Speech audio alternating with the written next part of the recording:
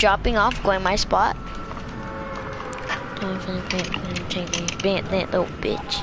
You know that there's actual aliens in our world?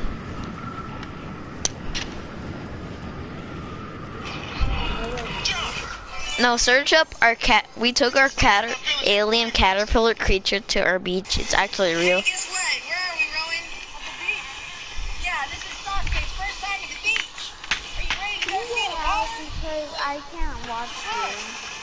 I think he's scared of it. I mean, I really want to play the cup. I went all the way back there. Yeah, but I wish I would do it. Yeah, we're just going to take you out a little bit, not too far. It's not 2FA. You don't need to have 2FA for it. Okay, I think he's getting scared because there's so many waves out here. All right, we won't put you in the water. Don't worry. I'll take you back. You want to play in the sand? All right, let's go play in the sand. I got one. I got four. I got. Yo, I won elimination for 4 points.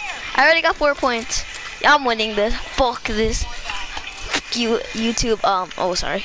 Not YouTube. That kid. I'm legit gonna win.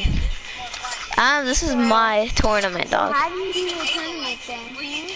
You just need to go to Contender Cash Cup, and you need to at least get 1 win in arena. You have to reach like one certain league in arena.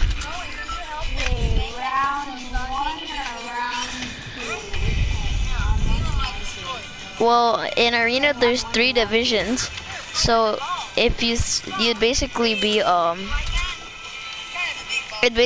have to get to Contender League. I mean, I'm not good in arena, to be honest. And well, you don't get anything, but it's gonna show people that you have 1 arena win. Let's go 1 point. I'm clutching these.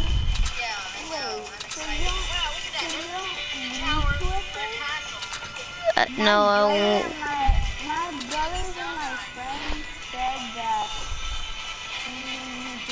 No, you need 2FA for the cup, for the daily duos cup. Yeah, that's what I'm talking about. No, like the one in mine, you need 2FA for the daily duos cup, but you don't need for the one in mine. The one that I'm playing, you don't need. You just need to get to Contender League. Yeah, but I want to do the duo daily cup. At least Scar. Let's go. You have 2FA, right? Yeah, but I don't have any V-Bucks. What do you think I should take, medkits or flops? Alright, Sasuke, so here's something that I made you. It's a hole right here, and Rowan's going to pour water in it, and it's going to make a little swimming pool just for you, just mini size for you. You like that? I lost my skins on this account, but I still have it like on mobile when I play on mobile. Feel like a sweat, but I'm not anymore. Wow, that's so nice. I don't want to put too much down in there because I don't want you to get it. Yeah?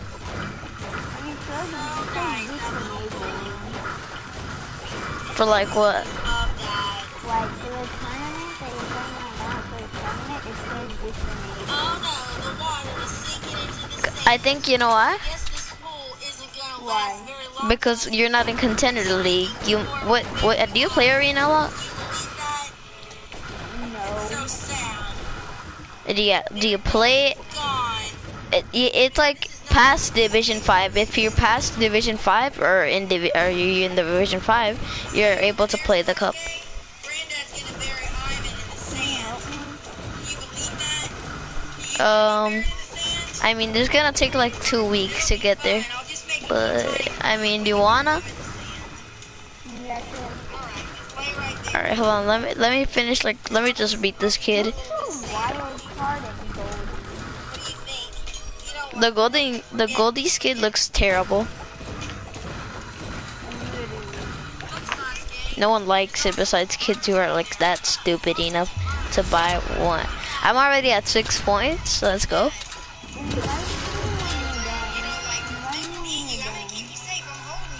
Alright.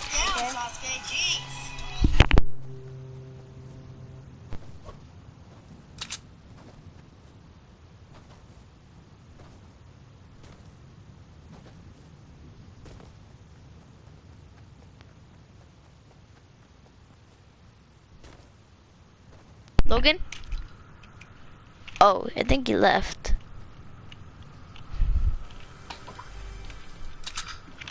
Let's go launch pad. Blue AR. Oh, at least a big pot. Now he's all the way buried. Is that fun, Ivan? Let's see if we can resurrect it. Yeah, can we bust out of there? He's gonna bust out of there. Alright. Act like we did. We'll say. Wake up, Ivan. Wake up. Now bust out if you can. Yeah, you did it. Your hair looks kind of red in the sunset. It's really cool. It's not usually red though. Check out that sunset, Sasuke. Isn't it Some pretty? build fights over here. Basically, always are build fights in Pleasant Park.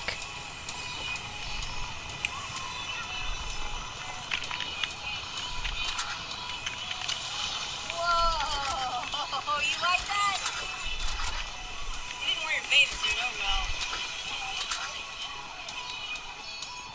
Okay, well the boys went to rinse off and we're gonna leave the beach. Gonna get some more kills later on. I lost all my skins, guys. I'm just kidding, I didn't lose all my skins, but I did lose some somehow.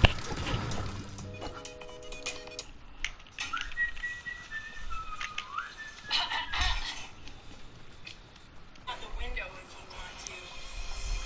He likes it when the door's closed. Rowan opened the back door, but we can go on the porch. Look, we're outside.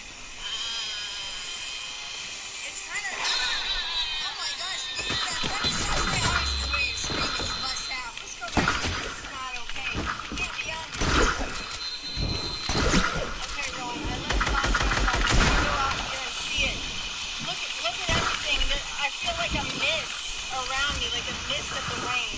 Look at Rowan. He has his mask on. So it's the rain, coronavirus. Oh my god, this kid at Sky's AR. Of course he beams me. Really fast. Of course.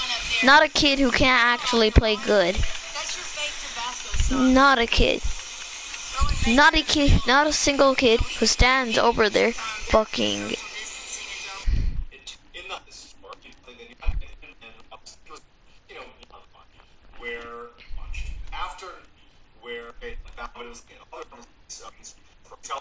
we no longer want to be free, and so the researchers were like, okay, I guess they're alive and our microphones work, so they don't go in. They explain. But now the kids have also, there's chunks of their own flesh that's been ripped off of their body, and it was later determined that it was self-inflicted. These chunks of meat that were pulled off of them, and it was not by teeth either, it was by hand. And also, they were eating it, so they were ripping off pieces of their body and eating it. The food storage that was down there hadn't been touched in days.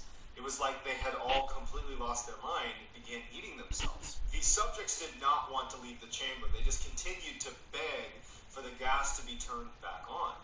And so finally they brought in some soldiers to actually extract the living subjects out of the chamber, but they fought so aggressively to stay there. And in fact, one of the subjects jumped up and bit the neck of one of the soldiers. He actually bled to death. Also, one of the subjects in the struggle, his spleen ruptured and he bled to death. So now you have two casualties just getting them out of the room. They finally get the three remaining subjects, living subjects, out of the room. And they heavily restrain them. They bring them to a medical facility because they need to go under surgery. I get. Oh, let me die.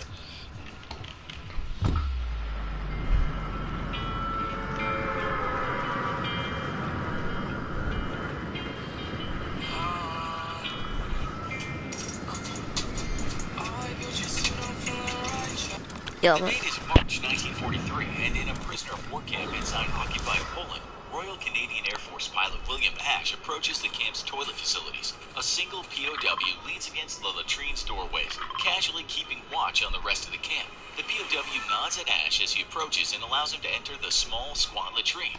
Inside are 2 rows of toilets built in the classic Roman style. 9 boxed-in seats ring the sides of the room and consist of nothing more than concrete boxes with no dividers between them. The wooden seats led down to a large concrete pit underneath, where hundreds of prisoners rotate themselves into every day. A small hole leads to a huge sewage pit, which is drained every week into the waiting truck of a local farmer who uses the camp's waste to fertilize his fields. As Ash enters the building, he spots 2 men seated at the lower seats. The turret is not greeting. One of them stands against the seat he was just sitting on, revealing a hole in the concrete that's just barely large enough for a man to squeeze through. The stench of human waste wafts up from below, powerful enough to make the men's eyes tear up as they fight the urge to vomit. Yet, powering through the horrid assault on their nostrils, the men climb down into the hole one by one. As they land, a few inches of wastewater splashing through and feces all over the men, but they ignore it as they turn their attention to the task at hand.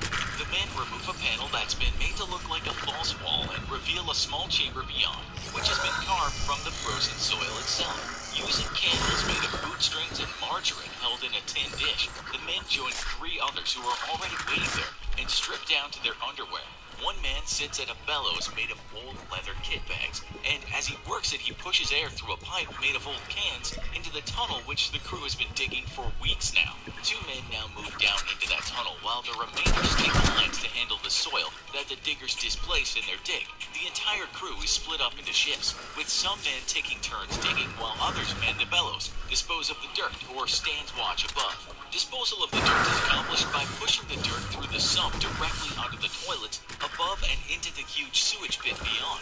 Once a week, Polish farmer Franciszek Lewandowski arrives at the camp and pumps the sewage out for use on his farm. Yet Lewandowski has begun to notice more and more dirt in the wastewater. Before he has a chance to complain to the Nazi guards, though, another prisoner, Josef Birks, a young Czechoslovakian, informs Lewandowski of the escape plan. The Polish farmer is no fan of the Nazis, especially after their invasion and occupation of his home, and keeps the plan a secret, doing his part to aid the would-be escapees by dutifully carting away the soil. As the digging team finishes its work for the day, the 3rd team enters the tunnel and begins the job of shoring up the tunnel walls and ceiling. The tunneling work, carried out with nothing more than cut-out aluminum cans, is dangerous. I don't know, guys. You think I should push for like 2 more kills? Because I feel like I need 2 more kills and I'll be good. Just a little bit more courage to enter the dark tunnel, not knowing if that's the day the tunnel will collapse and trap them with little or no hope of rescue. It's the job of the 3rd team then to enter and shore up the sides and ceiling as best they can, using wooden boards taken from their barracks and even the bed frames themselves. The boards make for a rudimentary shoring, but help add a little bit of safety to the entire endeavor as they shore up the freshly dug length of tunnel. The men also extend the air pipe, which brings in oxygen to the tunneling crew. They use powdered milk cans for the job, cutting them so that they fit end to end. The air they pump is from the latrine itself and fetid with the stench of human waste, but it brings life-saving oxygen as the men dig deeper and further into the earth. To expedite the process of digging, the men have developed an ingenious system to move freshly dug earth to the latrine sump for disposal. 2 lengths of rope extends down the tunnel, and at one end is an empty sack. The diggers fill the sack with dirt and then give the rope a sharp tug, which causes the man at the halfway point to begin hauling on the rope to bring the dirt out of the tunnel. Once it reaches the midway point, that man attaches it to the second rope, whose end he has with him, and then gives that rope a sharp tug. The men at the entrance then drag the sack from the halfway point all the way to the entrance of the tunnel, where the dirt is emptied into the latrine sump. The system is rudimentary and nowhere as near sophisticated as the homemade railroad tracks and trolleys that the men at the Stalag Luft 3 prison complex would use to escape and serve as inspiration for the film The Great Escape. Yet the process saves countless hours of labor, as it takes half an hour to squeeze down the 2-foot by 2-foot tunnel each day. In early March of 1943, the team digging at the end of the tunnel began to dig directly upwards. By their calculations, they've dug several hundred feet past the perimeter fencing, a task which required them to not just dig out from their starting point, but down into the rocky soil to a depth of over a dozen feet in order to avoid the seismic sensors that the Germans have installed to detect digging. Once well out of the fence, the tunnel begins to angle upwards again, and now the men are digging straight up. One of them takes a long stick and pushes it into the ceiling above, feeling resistance for 2 feet before the stick gives way to the top side. The tunnel is finished, and to avoid detection, the last 2 feet of the tunnel will be dug up on the day of their escape. Now the men prepare for their breakout. While the dig teams were working for weeks on the tunnel, Biersk, the young Czech, has been helping secure fake papers for the escapees. To do this, he managed to talk his way into being part of a detail that's taken every week under guard to a burger store in town. There, the prisoner detail buys a few luxuries for the POWs, such as chocolate, cigarettes, and the sorts. They pay for this from the meager wages paid to them by the German government under its obligations to pay POWs for their labor via the Geneva Convention. At the store, a young Polish girl, Stefania Malutzenska, works behind the counter. And it isn't long before she's swooning at Bierk's charms. She's been helping to smuggle letters to Bierk's family members for months, but now the escapees need her help in far more dangerous work. Stefania has friends who work at Town Hall, and she has them steal official German forms that will serve as a template for the forged identity papers needed by the escapees. Their identity papers will ID the escapees as Polish citizens after their escape, allowing them to bypass security checkpoints and hide their identities as POWs. Yet, for the papers to look legitimate, there's one more thing that's needed. A photograph of each of the escapees to adorn their bank papers. To get these photographs, Stefania takes the biggest risk of her life and helps secure a small camera and film from a Polish laborer who used to be a teacher before the German invasion. Now he's forced to do hard labor and work rebuilding the same roads the Germans themselves followed in the invasion. And now that the prisoners escaped with a small measure of revenge against the Nazis, the camera and the film is smuggled into camp via a 17-year-old boy who routinely brings a shipment of the prisoners' daily allowance of bread, all hidden safely amongst the loaves. After the prisoners take their photos, the film is then smuggled out through the teenage boy who did most of the Oh my god, I legit shot through the... All of these brave Polish civilians assisting the escapees. Let's go, third partiers. Their involvement would certainly lead to a quick Yeah, you just gotta go for kills, honestly. Breakout is set to be March 5th, as those amongst the prisoners with meteorological knowledge estimate that this will be the next moonless night. In order to have the best chance of escape, the men must move under the cover of deepest darkness. Do you think anyone who touches the thermostat? Fights are integral to the very core of our being as humans. Or so they say. Maybe we just like to watch things hitting other things. So today, I bring you a very strange, impossible, lopsided fight. It's been a while since anyone has seen this unbelievable being even flinch. In the challenger's corner, we have Siren Head. Online creepy creature and fan favorite, this 40-foot telephone pole lures hikers in with the sounds of their loved ones and then eats them. Watch out, it might just start shouting incomprehensible numbers and phrases and make things extra spooky. Fighters, to your corners. Are you ready? Set, fight. Wait, it's over? Already? How long was that? Did you even have a chance to ring the bell? Wow, well, okay. Nyarlathotep comes out on top. Not that anyone expected anything different. Okay, now that we've let that play out, let's try something a little bit different. It's obvious that the cosmic horror is way stronger than a relatively new forest cryptid. Pitting these two against each other would end in a very one-sided victory for Nyarlathotep. He would clap our poor Pole's head in a fraction of a second. No ifs, ands, or buts. There's just no comparing power levels on these two. It's like comparing apples to oranges. Wait, no. I mean apples to a fighter jet. Actually, it's like comparing apples to Goku. Yeah, that sounds about right. It would just be too easy. It's not very likely that Nyarlathotep would even be interested in fighting Siren Head.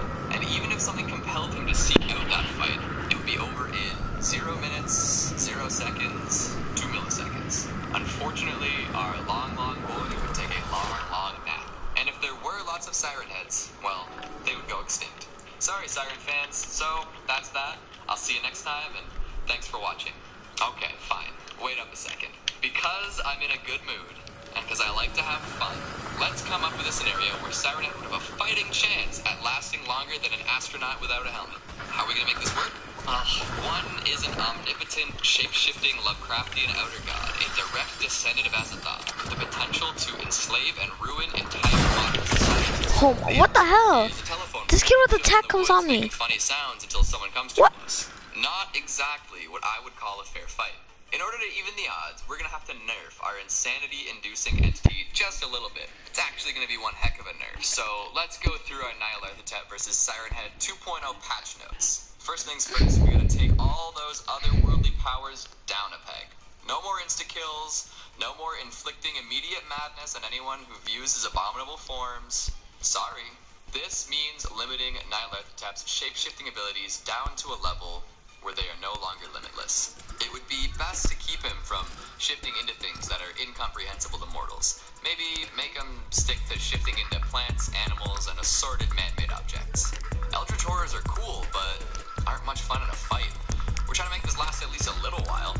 We're also gonna limit traveling between dimensions. I'm totally okay with traveling through 3 dimensions, because Siren Head can do that too.